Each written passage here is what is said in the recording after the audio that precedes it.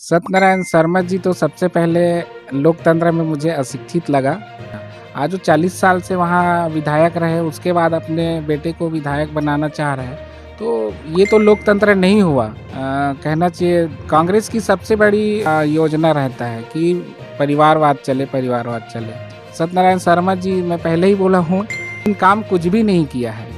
कानून व्यवस्था का तो ऐसा है, लेकिन संवैधानिक व्यवस्था का संचालन भूपेश बघेल जी नहीं कर रहे हैं। कानून ऐसा व्यवस्था हो कि कानून को लोग डरे। आज तो ऐसा हो गया कि सीधे लोग पुलिस को डर रहे हैं और अपराधी लोग पुलिस को डर ही नहीं रहे, कानून को डर ही नहीं रहे। माननीय अजीत जोगी जी हमेशा एक दुख में रहते थे कि अमीर धरती के गरीब लोग, छत्तीसगढ़ की एक व्यवस्था थी, इससे बहुत पीड़ा था हमारे जोगी जी को।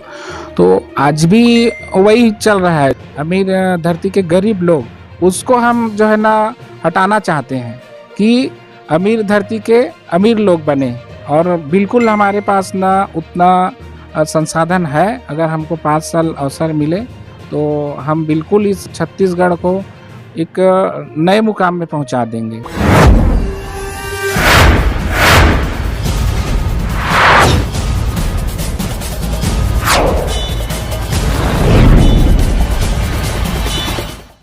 जय जोहार छत्तीसगढ़। आप मन देखा था न्यूज 72। मैं हूं हरिबंधु नायक।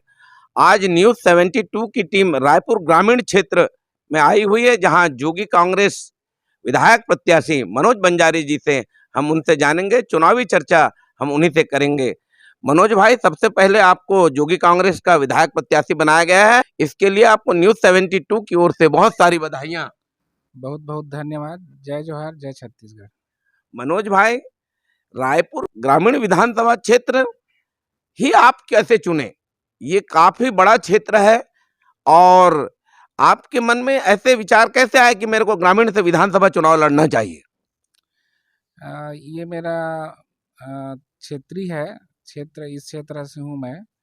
और अब रोज का हमारा काम है रायपुर शहर घूमने का, और वही हमारा कहना चाहिए व्यवसाय है, कारोबार है, और रोज का आना जाना है। तो हमने देखा है कि रायपुर ग्रामीण में जो अभी जो विधायक जी हैं, वो 40 साल से विधायक हैं। और आज तक मैं देखा हूँ कि जो हमारा विकास हुआ है वो नेचुरल ढंग से हुआ है। उनका कुछ भी उपलब्धि नहीं है कि हम उसको, ये विधायक जी द्वारा जो ऐसा कुछ योजना है। तो हम चाहते हैं कि हमारा छत्तीसगढ़ का जो राजधानी रायपुर है, वो विश्व स्तर का एक परिदृश्य दिखे और विकास हो वहाँ।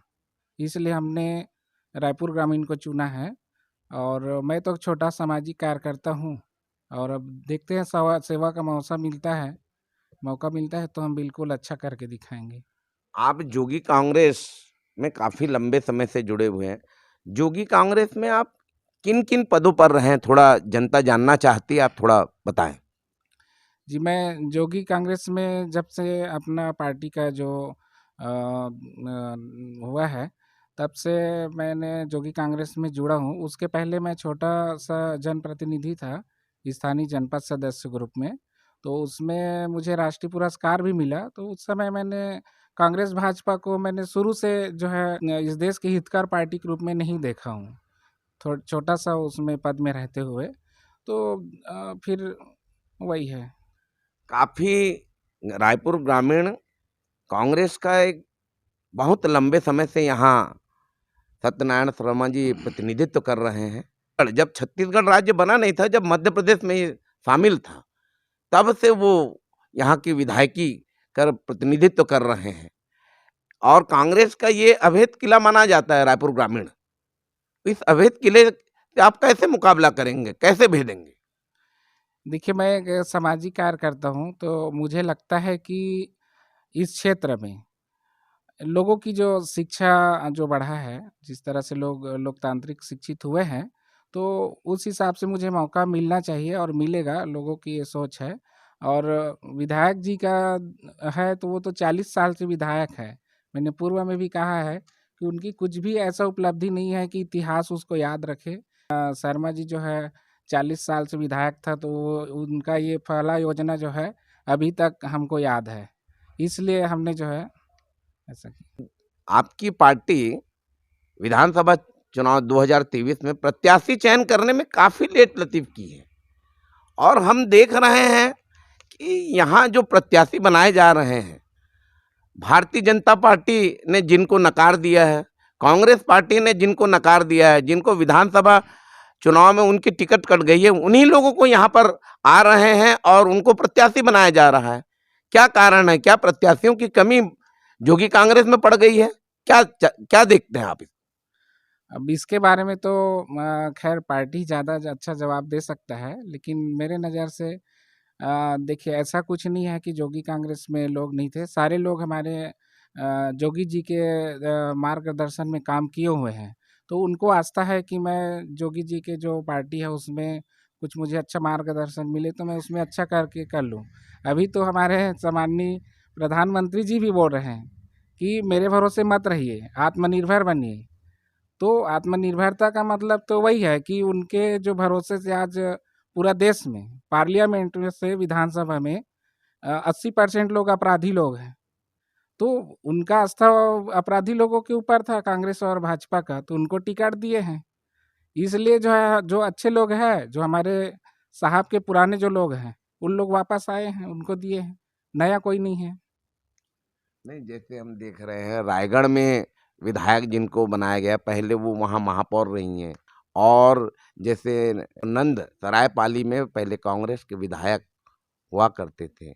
ऐसे बहुत से उदाहरण हैं, इसलिए हम जानना चाहें क्योंकि इससे जोगी कांग्रेस के जो प्रत्याशी हैं, जो पहले से काम कर रहे हैं, उनमें नाराज़गी देखने को नहीं मिलेगी? नहीं, अभी तक तो ऐसा किसी भी क्षेत्र से नाराज़गी आया नहीं है। हमारे जो पार्टी के जो लोग हैं, आस्थावान लोग हैं और जो चुनाव लड़ने के इच्छुक थे, उनको तो दिया ही है टिकट। जैसे मैं अपना ही लूँगा, मैं भी इच्छुक था और मेरा तो कोई कांग्रेस भाजपा से संबंध नहीं है। मैं तो सिर्फ़ साहब का जो है, उनका जब से मैं देखा हूँ, वो भी कांग्रेस पार्टी से अलग होने के बाद उनका जो शैली है वो मुझे बहुत अच्छा लगा और आज भी हम लोग विश्व की सबसे अच्छा जो है धरती बनाना चाह रहे हैं छत्तीसगढ़ को। तो उस नज़र से ना ऐसा कोई बात नहीं है कि हमारे पार्टी के कोई लोग जो है उपेक्षित हुए हैं। सबको जो इच्छा ज़ाहिर किया है, जो लड़ने का चुनाव, उनको मौका दिया है। छत्तीसगढ़ में भूपेश बघेल की सरकार 5 साल काम की है और स्थानीय तीज त्योहार सीएम हाउस में मना छत्तीसगढ़ियों का मान सम्मान बढ़ाया गया है, ऐसा प्रचारित किया जा रहा है और छत्तीसगढ़ियावाद पूरा 5 साल हावी रही। आप छत्तीसगढ़ियावाद क्या कहना चाहेंगे? आप खुद यहाँ के जोगी कांग्रेस के प्रत्याशी बनाए गए हैं, क्या छत्तीसगढ़िया होने का आपको लाभ मिलेगा? छत्तीसगढ़िया होने का लाभ तो बिल्कुल मिलेगा और ऐसा नहीं है। यहाँ छत्तीसगढ़ में छत्तीसगढ़िया का मतलब वही है जिनका स्थानीय जो लोग हैं, उनका विकास हो तो उस क्षेत्र का विकास होता है। बाहरी लोग जैसे जिसको बोलते हैं वो बेचारे तो अपने रोज़गार रोटी के लिए आते हैं, तो उनका कोई औचित्य है नहीं है, उनको तो सिर्फ़ कमाना खाना है। लेकिन स्थानीय लोगों को अगर छत्तीसगढ़ियावाद ऐसा बोलते हैं, ठीक बात है। लेकिन स्थानीय लोगों को विकास की श्रेणी में अगर रखें तो उनके पास ज़मीन है, भूइयाँ है, सब है, तो उनको विकास के मौका मिलना चाहिए। और छत्तीसगढ़ियावाद इस पर तो मैं अब क्या बोल सकता हूँ, जैसा चल रहा है वैसे ही चल रहा है। शहर में लोग, शहर में तो छत्तीसगढ़िया लोग बाहर हो चुके हैं, सिर्फ़ अपनी आवश्यकता के लिए जाते हैं, तो इसलिए वहाँ उन लोग हावी है, रायपुर जो शहर है। और बाकी मुझे छत्तीसगढ़िया लोग तो फिर अपना बढ़िया है। प्रदेश में कांग्रेस के शीर्ष नेता यहाँ कह रहे हैं, आरोप लगा रहे हैं जोगी कांग्रेस पर, ये तो बीजेपी की बी टीम है। जोगी कांग्रेस पर बीजेपी की बी टीम होने का आरोप लगा रही है और इनका सिर्फ काम है वोट कटवा पार्टी के रूप में ये देखा जा रहा है। इस पर आप क्या कहेंगे? देखिए ऐसा नहीं है, हमारा पार्टी कोई वोट कटवा वाली बात नहीं है। हमारी पार्टी तो मैं समझता हूँ कि कांग्रेस और भाजपा से बहुत ऊँची सोच रखते हैं। हमने अभी भी कहा हमारा साहब का सपना है स्वर्गीय अजीत जोगी जी का कि स्विट्ज़रलैंड जैसे धरती बनाऊँगा छत्तीसगढ़ का, ऐसा उन्होंने कहा था। तो आज भी हम लोग उसी में काम कर रहे हैं, हमारा कोई वोट-वोट काटने का ऐसा नहीं है। रही सवाल हमारे लोगों में सिर्फ़ लोकतांत्रिक शिक्षा की थोड़ा-सा कमी है। क्योंकि उनको उतना एहसास नहीं है कि लोकतंत्र में कैसे लोगों को चुन के भेजना है, वो कैसे हमारा प्रतिनिधित्व करेगा, इस पर उन लोगों का उतना ज़्यादा जो है ना शिक्षा नहीं है, मेरा मानना है ये पर्सनल। तो इसलिए जो नेचुरल ढंग से जो विधायक है उसी को चुनते रहते हैं, काम करे या ना करे, तो इस तरह से है। यहाँ पर आप प्रचार प्रसार के दौरान आप प्रत्याशी बन गए हैं जोगी कांग्रेस ग्रामीण से। किन-किन मुद्दों को लेके आप जनता के बीच जा रहे हैं? आपकी कार्य योजना क्या है? आपको अगर यहाँ अवसर मिलता है, इस क्षेत्र में विधायक बनने का, जनता अगर चुनती है, तो आप क्या-क्या योजना बनाकर रखे हैं? और अभी वर्तमान में किन-किन मुद्दों को लेके जा रहे हैं आप जनता के बीच? मेरा मानना है कि अभी हम लोगों को शुरू से शुरुआत करना पड़ेगा, जिस तरह से रायपुर छत्तीसगढ़ की राजधानी है। हमने तो ये सोच रखा है कि पूरा रायपुर शहर का कहना चाहिए किनारे-किनारे मेरा क्षेत्र है, तो उसमें एक कॉरिडोर बनाएँगे और रायपुर शहर का जो ट्रैफ़िक सिस्टम है, वो कॉरिडोर में रुक जाएगा और पूरा जो मेरा विधानसभा क्षेत्र है, उसमें मल्टी मॉल जैसा एक व्यावसायिक केंद्र खोलना है, जिसमें जो बेरोज़गार घूम रहे हैं युवा और बच्चे लोग, वो उसमें रोज़गार मिलेगा उनको अंतर्राष्ट्रीय स्तर से। कहीं भी आएगा मार्केट एक अच्छा बनेगा क्योंकि यहाँ है नहीं है, उसी रोड में लोग पार्किंग करते हैं, रोड में दुकान लगाते हैं। तो ऐसी दुर्व्यवस्था है, उसको हम एक सिस्टम ढंग से जो है ना व्यवस्थित करेंगे ताकि पूरा क्षेत्र में अगर 10 भी ऐसा मल्टी व्यावसायिक केंद्र बन जाए, तो उसमें एक सुसज्जित ढंग से पार्किंग और बाज़ार रहेगा और उसमें हर प्रकार की बाज़ार रहेंगे और स्थानीय लोग उसमें दुकानें खोलेंगे और उनको रोज़गार मिलेगा। अभी नेचुरल ढंग से जो है ना चल रहा है वैसा चल रहा है। तो ये एक सुसज्जित शहर बनाने का हमारा योजना है रायपुर को। अजीत जोगी जी हमेशा एक दुःख में रहते थे कि अमीर धरती के गरीब लोग छत्तीसगढ़ की एक व्यवस्था थी, इससे बहुत पीड़ा था हमारे जोगी जी को। तो आज भी वही चल रहा है जो छत्तीसगढ़ के 23 साल का जो सफ़र है, उसमें आज भी हो रहा है। अभी जितना जहाँ विकास होना है, शहरीकरण अभी हुआ है, वहाँ के पूरे किसान आज भूमिहीन हो गए हैं। तो वहाँ अगर विकास भी करता है, तो किसके ऊपर करेगा? किसका विकास होगा? यहाँ तो पूरा बाहरी और व्यापारी लोग जो है रायपुर और जितने भी छत्तीसगढ़ में जो बड़ा कस्बा शहर है, वहाँ के 25 किलोमीटर की ज़मीन जो है व्यापारी और बाहरी लोग खरीद चुके हैं। आज अगर देखा जाए, तो छत्तीसगढ़ में 23 साल के अंतराल में लगभग 15 लाख एकड़ ज़मीन किसानों का बिका हुआ है। और विकास कैसे होगा इसमें? इसलिए छत्तीसगढ़ में जो खनिज जो संसाधन है, बहुत है। जैसे हर साल जो है ना 11 लाख करोड़ का लोहा कोयला बिकता है इस प्रदेश से, तो मिलता कितना है? आज भी यहाँ का बजट बमुश्किल 1 लाख करोड़ अभी पहुँचा है। तो उनके पास कोई फंड ही नहीं है और 70-80 हज़ार करोड़ तो आपका व्यवस्था में खत्म हो जाता है और 40,000 करोड़ रखा है उसको वो धान खरीदी में। उसके बाद युवाओं का विकास है ही नहीं है उनके योजना में। चाहे कितना भी वो बना चढ़ा के बोले भूपेश सरकार चाहे बीजेपी का, उनके पास कोई फंड है नहीं है। आज वो सिर्फ 1500 करोड़ में गोबर, नरवा घुरवा ऐसा करके कुछ योजना है, वो भी दिखता नहीं है। तो कोई भी राज्य का अगर मुख्यमंत्री 1500 करोड़ में से ही चलता है, तो ये प्रदेश का तो भविष्य मुझे उनके हाथ में सुरक्षित दिख नहीं रहा है।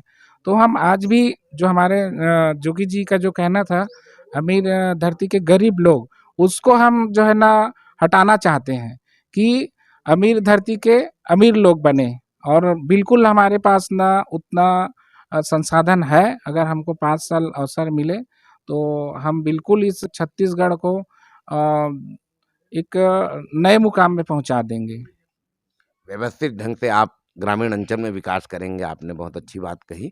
आपके प्रदेश अध्यक्ष अमित जोगी जी इस विधानसभा चुनाव में कहीं से अभी दिख नहीं रहे हैं। मतलब चुनाव लड़ेंगे या नहीं लड़ेंगे? और नहीं लड़ेंगे तो क्या लोकसभा की तैयारी कर रहे हैं, क्या है? अब अभी तो फिलहाल जो है वो खुद चुनाव का संचालन कर रहे हैं और उसके बाद उनका लड़ने का है इसके बारे में मुझे उतना है नहीं है, लेकिन लड़ रहे हैं भाभी जी लड़ रहे हैं ऋचा जोगी जी और अम्मा जी लड़ रहे हैं रेणु जोगी जी। तो मुझे लगता है ऐसा उनका योजना होगा भैया का कि मैं चुनाव लड़ा रहा हूँ, ऐसा होगा। प्रदेश में कांग्रेस की गवर्नमेंट बैठी हुई है। काम कर रही है और कानून व्यवस्था काफ़ी लचर है। उस पर आप क्या कहेंगे? कानून व्यवस्था का तो ऐसा है वो अपना चला रहा है, लेकिन संवैधानिक व्यवस्था का संचालन सम्माननीय भूपेश बघेल जी नहीं कर रहे हैं। कानून तो किसी भी देश का रीढ़ की हड्डी है। अगर कानून व्यवस्था अगर लचर रहे तो वहाँ उनको किसी भी प्रकार से ना तो उपलब्धि मिलेगी, ना ही लोगों को एक अच्छा जीवन शैली मिलेगी। आज हम लोग देख रहे हैं कि कानून व्यवस्था डेली पेपर में पढ़ते हैं कि डेली का अपराध का कहना चाहिए 10-15 तो ऐसी सिर्फ रायपुर शहर में आ जाता है। तो कानून ऐसा व्यवस्था हो कि कानून को लोग जो है ना डरे। आज तो ऐसा हो गया है कि सीधे लोग पुलिस को डर रहे हैं और अपराधी लोग पुलिस को डर ही नहीं रहे हैं, कानून को डर ही नहीं रहे हैं। तो कानून व्यवस्था तो अभी जो गृह मंत्री हैं ताम्रध्वज जी, उनके रहते बहुत लचर हुआ है और भूपेश बघेल जी को उनको ध्यान देना चाहिए था। और अब क्या मालूम अब क्या करेगा। ये थे हमारे मनोज बंजारे जी, जो कि कांग्रेस के रायपुर ग्रामीण विधानसभा क्षेत्र के प्रत्याशी बनाए गए हैं। आप देखते रहें न्यूज़ 72। आज हम उनसे खास मुलाकात करने आए थे। मैं हूँ हरिबंधु नायक। नमस्कार।